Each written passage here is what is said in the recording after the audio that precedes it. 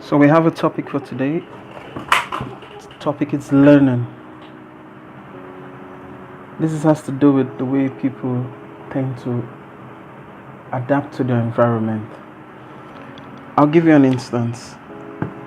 America today is the world leader, a global power.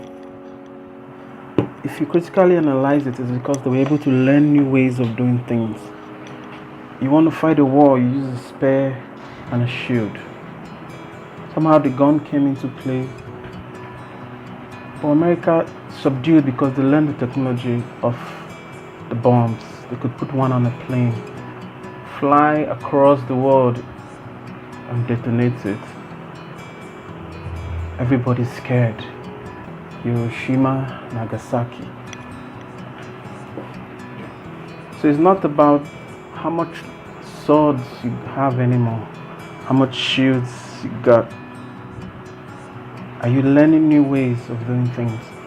Probably the bomb is a bad example, is a negative item. Let's go to the positive items. Say, for instance, when the mobile phones came out, it used the wire from one junction to the next. You have to put a pole, you have to send the wire down. Then you had the wireless. It was revolutionary. Now you have smartphones.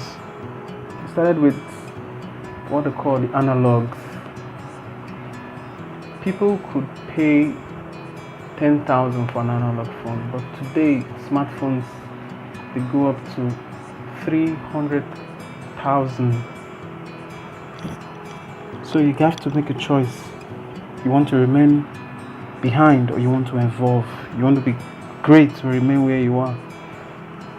As a person, you have to view where you are today. What will push you to the next level? Take, for instance, most of the rich men in the world today, the top rich men in the world, the billionaires, analyze what they do. We have Bill Gates. What does he do? He had to learn how to adapt the software to a computer, to Microsoft. And guess what? We have Microsoft, we have Windows 7, we have Windows 10. It keeps improving. He keeps learning, finding a better way to do things. You have Jeff Bezos. Amazon was supposed to be an online shopping. Now they create things.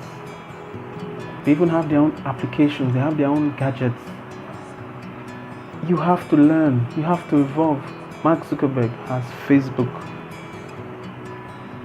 Let me give you a clue about learning. Now, before Facebook existed, we had the internet. We had a lot of people. Probably we had 6 billion people in the world then. But he had to learn how to develop an app, software. Now he has over 2 billion users.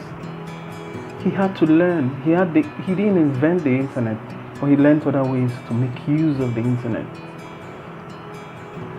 Learning is a continuous process.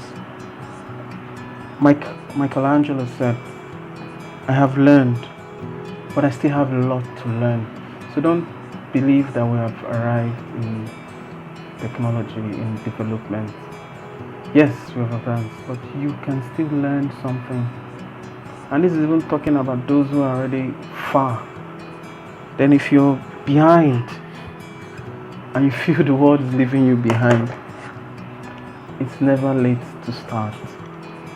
Don't always believe I'm 30 years old. I didn't go through the rudiments of primary and secondary school. I didn't have a good education, therefore I can't learn anything.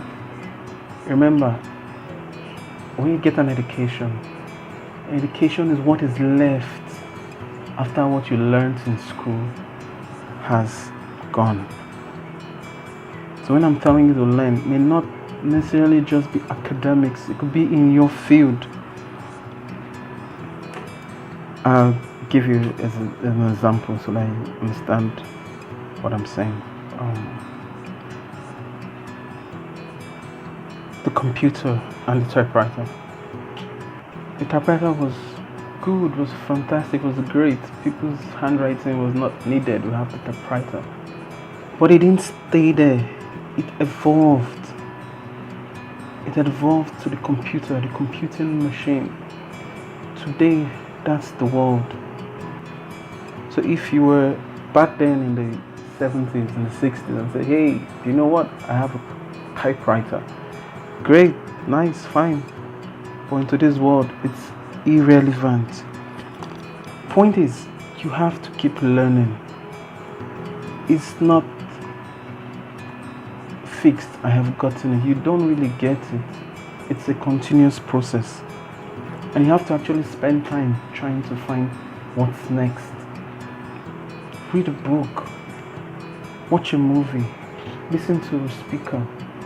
Something that always keeps your mind fresh on items. First, you have to learn the basics. Like a person who wants to go to school, you have to first learn the alphabet, A to Z, the 1 to